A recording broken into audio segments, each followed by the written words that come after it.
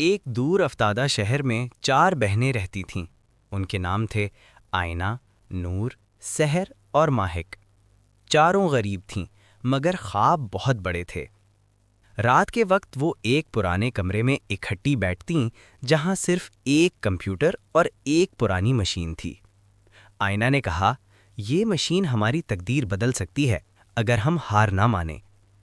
نور نے کمپیوٹر سیکھنا شروع کیا، سحر نے ڈیزائن اور کہانیاں لکھیں، ماہک نے ویڈیوز اور اینیمیشن بنانے کی کوشش کی۔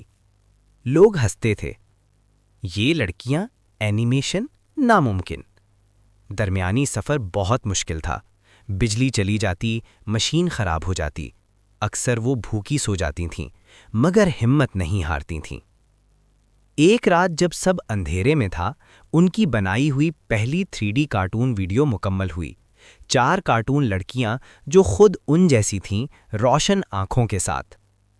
ویڈیو اپلوڈ ہوئی اور اگلی صبح سب کچھ بدل گیا۔ لوگ دیکھ رہے تھے، پسند کر رہے تھے اور سب کہہ رہے تھے، لائک کریں، سبسکرائب کریں۔